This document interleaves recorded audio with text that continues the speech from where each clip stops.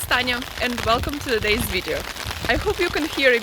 I hope you can hear me. I'm very sorry, it's raining. I'm very sorry if the sound is not very good. Today's video is going to be a little bit special because I'm filming it for the 200th anniversary of Fyodor Mikhailovich Dostoevsky. So he will be 200 years old this Thursday on 11th of November. So hopefully I will be able to, upload this video on Thursday. And today is going to be 24-hour readathon where I will be reading his shorter prose. I'm going to be reading his Poor Folks and then some of his novellas. And the weather today is perfect for this type of video because it's going to be just the atmosphere, just like in his books. So yes, hopefully you will enjoy. Hopefully this video will be cozy and interesting. And now let's go.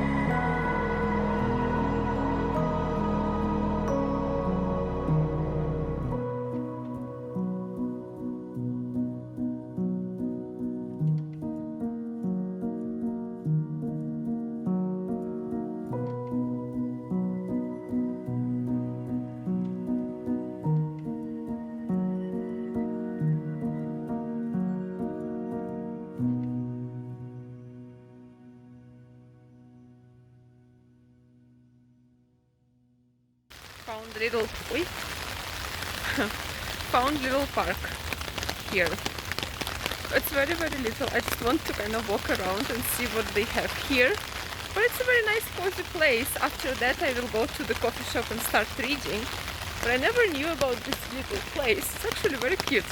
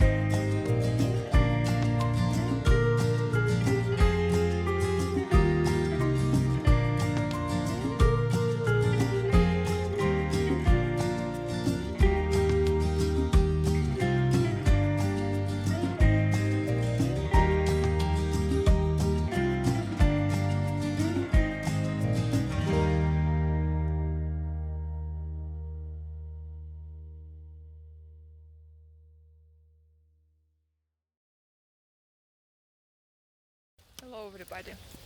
I got a little bit tired of reading, and also I got a little bit cold because I was sitting on a balcony in that coffee shop, and it was very wonderful. It was very cute and so atmospheric, you know, with the sounds of rain and sounds of music and the book.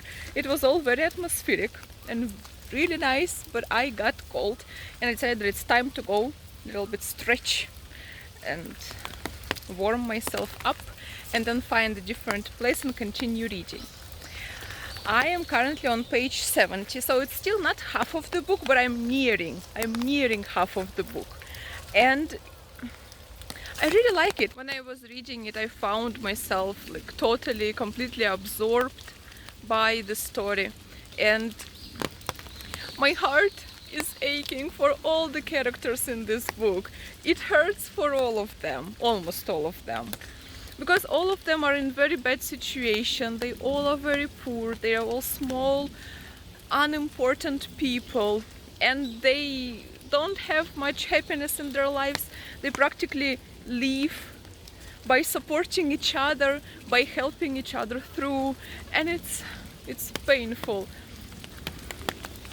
This novel is written in letters, which a girl, young girl, and a man who is, I think he is like maybe middle-aged man. They're exchanging the letters. They are distant relatives. Both of them are very poor. Both of them don't have any family, and yeah, they just live by supporting each other. They have very like warm and kind friendship. We don't know much about them. Currently, I've just finished reading a part. It was a diary, girl's diary from her like younger ages. So she described her life with her parents, with her mom, and then all her like later circumstances after her dad passed. So we know a little bit about her, but we don't know anything about the man. So we will see. I still don't know what's going to happen in the book, like what the conflict is going to be about. Still don't really understand it, but yeah, I'm still not even halfway through the book, so I will figure that out. But so far it has been absorbing, interesting. My heart aches for all the characters. There was a very dear character, an old man. He was a father of a student, and he loved his son so dearly. I almost cried when like he was described in the book. Yeah, it was nice. I will continue reading and I will talk more about this book later.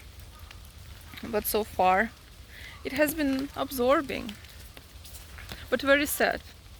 Dostoevsky's books are sad. This one is no exception. But this book so far didn't have like religious topics in it. And I think it will not have like that much religious topics in it, because it's his earlier work and it was written before he was accused and sent to the camps in Siberia. So it was before he became very religious.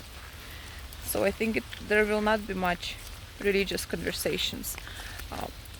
But I guess it's going to be very psychological, because I read the introduction.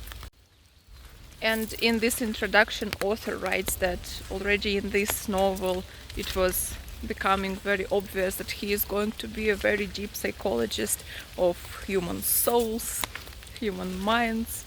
So I think it's still going to be very psychological and yeah, very sad.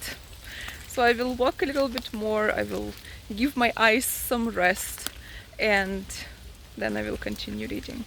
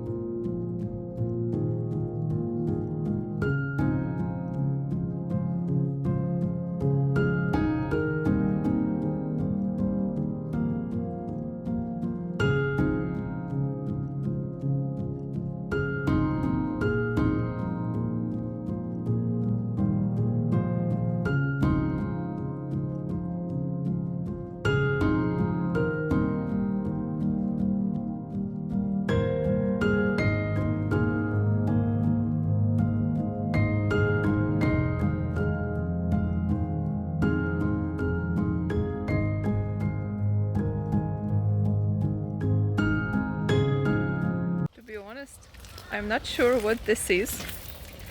Is it a flower exhibition? I don't see the prices, so I think maybe it's just exhibition. But they're also beautiful. I will show you different clips with them. Such beautiful flowers.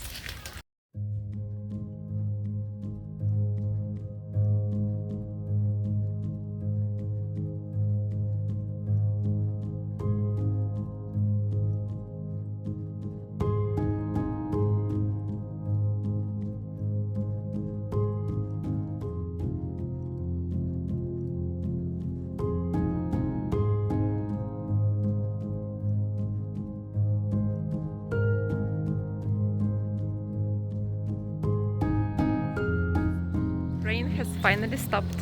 I'm going to find a place to sit, like a coffee shop again, and continue reading. I hope I will finish the Poor Folks this time in this coffee shop, and then afterwards I will start his novellas. So let's go continue reading. It was such a nice walk. I like this place when it rains. It has like a very special cozy atmosphere.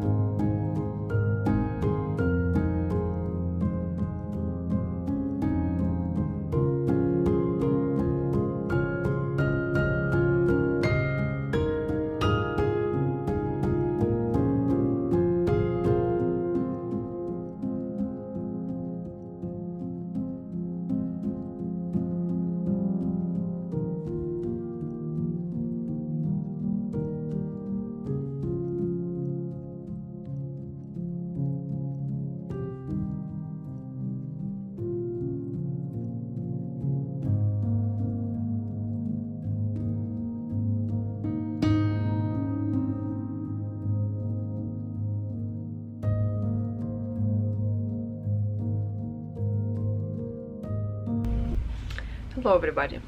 So I'm home. I finished reading this book, Poor Folks, on the train, and then I finished a little bit already when I was at home. This book is so heartbreaking. I almost cried at the end. I will not tell you like more because it's a very short book, so if I tell you something more I will spoil you. But it's just what I said, it's two very poor people. The first is the girl, Varvara Alexeyevna, and then a man, I always forget their names. Makar Alexeyevich. they exchange letters, and this novel is written in form of letters. And like I said before, they're in terrible life circumstances. They both have no money. The man, Makar Alexeyevich, he has a job, but it's a very, very small position. He earns very little. He, just like the character from Chanel, he, by Gogol's Chanel, he rewrites documents, he just rewrites something. So he earns very little money. Because they have no money, they obviously are in terrible circumstances. They don't have any happiness in their lives. They just help each other through by their friendship, just by being there for each other. Whenever one of them needs money, the other one sends a little bit of money what they have. If they suddenly don't have money for to pay for the room, or for example, this girl, she's very sickly, she's often, almost always sick, and so he kind of tries to find some food, like better food for her, warmer clothes, or he sends her some like candies and books. So he kind of also, he spends his money a lot also for her, because he tries to support her. They are kind of distant relatives, but it's not really, you don't know if it's true or if it's not. Maybe they're not. He's much older than her, so it's not like a love relationship, it's like a friendship relationship. And so they help each other through, and they, in their letters, they talk about difficulties that they face in their lives. They talk about some happy moments that sometimes also happen to them. So it's very heartbreaking to read. This book just grabs you by your heart and your heart aches for all the characters here. Interesting thing is that he mentions two other novels in this book, because they exchange also books. And so the girl, she sends to the man some of the novellas that she has been reading. She has been reading Pushkin and Gogol, and so she sends him Pushkin's novellas. And there is one novella which he really likes. It's a novella about a father, Станционный смотритель. I will check on the internet and I will write it here in English. So Станционный смотритель, it's one of the Belkin's novella. It's in the cycle of Belkin's novellas. And he really likes that novella. He praises it a lot. It's a novella about a father and his daughter. To be honest, I read it so long ago. I don't remember what it's about. I just remember that there was really an old man and he had a daughter, and I don't remember what happened. So, but he really praised. Now I need to reread Belkin's novellas. So yeah, he praised that novella. And then another novella that is mentioned here is The Overcoat by Gogol. And Overcoat by Gogol he really disliked. He hated it, but I think he hated it precisely because he saw himself in this novella, and it hurt him. It hurt his pride, it hurt his feelings, because it was too realistic. And that's why he hated it so much. So that was really interesting. Now I need to reread all of it. But yeah, Gogol I will read it. And then Belkin's also eventually. I almost cried at the end. I will not tell you what happens, but I almost cried at the end. I didn't, but I was on the verge of tears. Oh, these poor people. And then you look at people who are around them and how these people are so mean towards them, so unforgiving, so cruel. Some of them are so cruel, and you just want everybody to leave them alone. They don't live a happy life, they have nothing. At least they would have some peace of mind, but even that they are not allowed. That was really sad. In this book there is also an introduction, and in this introduction it's described how his novella, because it's his first novella, before that he only published the translation of Eugenie Grande by Balzac, Henri de Balzac. And so it was his first novella as far as I understand. And so in the introduction it's written how it was received. First, of course, by his friends, first of all, before it was even published. He first read his novella to a friend. His friend's name was, I forgot. His friend's name was Dmitry Vasilievich Grigorovich. They lived in the same apartment, and both of them were beginning writers. So Grigorovich recently published something like a short story or a novella, and Dostoevsky has just published his translation of Eugenie Grande. And so now he wrote this novella, and he was reading it to Grigorovich, and Grigorovich wrote in his memories about this occasion that he immediately understood that what Dostoevsky has written is significantly better and stronger than what he has ever written. And he became so excited and like happy, like genuinely in love with the novel. He immediately like took it and he ran away with it to not away he ran to Nekrasov. Nekrasov was also a starting writer, and he also had his like a journal. So he brought this novella to Nekrasov, read it to Nekrasov, and Nekrasov was also excited and fell in love with this novella. And then they're like, but we need to go and talk to him, but it's already night outside because they were reading it at night. So it's already very late, he's asleep, and they're like, no, we should go, it is higher than sleep, it is more important than sleep, this is literature, we should go to him and talk about this novel. So in the middle of the night they ran to Dostoevsky and they woke him up and they're like, this novella is wonderful, blah blah blah. So they were like congratulating him, expressing their admiration about this novella, and they're like, yes, we will meet again. And yeah, so then they left, and Dostoevsky then was also writing in his memories about this occasion that like they wished me a good sleep, but how could I sleep after this? They didn't think about that. And then Nekrasov went straight to Belinsky, I mean not straight, not at night, later. He went with this novella to Vissarion Belinsky, so our great famous critic. And he entered Belinsky's room and he was like, a new Gogol has been born. And Belinsky was like, I'm very sorry, with all due respect, but new Gogols are born every week in your universe. So he was very skeptical about this like claim that a new Gogol has been born. And then Nekrasov read the novella to him, and Belinsky also was really in love with the novella. He really appreciated it. He was also very much impressed. And then of course Dostoevsky was invited to him, and Belinsky was like, do you even understand what you have written? Do you even know what you have written? You have felt everything through with your artist's heart, something like that.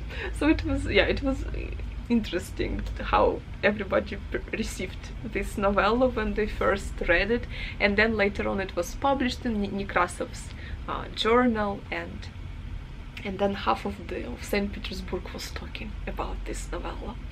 So that's interesting. Yeah, I like introductions because of this. I usually don't like reading, like for example, assessment of characters, right? I don't know, I'm not very much interested in like assessment of characters, because I make my own perception of them. I feel them the way I feel them, and I don't want them to be explained to me because I already kind of have my own perception of them, right?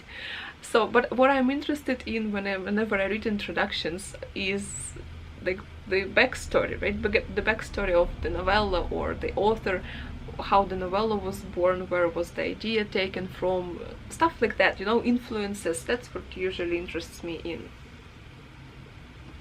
introductions. So this introduction was mostly, of course, assessment of characters and like stuff like that, like literary things which I'm not very much into, like I don't know, in introductions, because like I said, I just make my own perception of things. And yeah, but there was a little bit of this short story and I found it really interesting. So yeah, I finished this novella. Now it's evening, so I'm going to cook, I'm going to watch some movies, and then I will sleep because I cannot not sleep. But I will wake up early tomorrow, maybe around 4 or 5, and I will start reading this. This is a collection of his novellas, also Fedor Mikhailovich Dostoevsky, and it has a few novellas here. So I will read as many novellas as I can tomorrow, and I need to finish this video tomorrow. So as much as I read, and then yeah, hopefully I will like them too. Okay, so then see you tomorrow.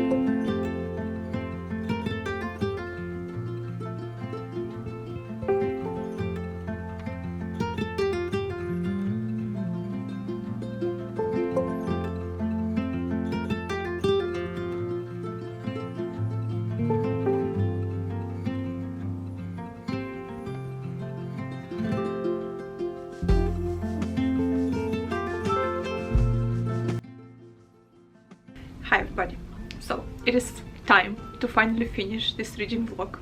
I have finished reading the novella from this book. This book has a few novellas. I finished the first one, Uncle's Dream. It's a little bit more than half of this book, and then the rest of the book are like 5 more novellas. So yeah, I finished the first one.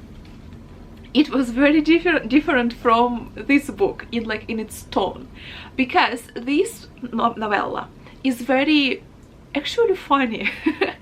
I didn't expect, because in my imagination, wherever Dostoevsky writes, it's usually very heavy and sad and quite depressing. That's why I can only read Dostoevsky in like not a lot of his works at a time, because otherwise I get upset and I get very sad. And I didn't expect this novella to be funny, but it is. It has to do with a provincial small town, and mostly ladies. He mostly, like, the main characters in these books, majority of them are ladies.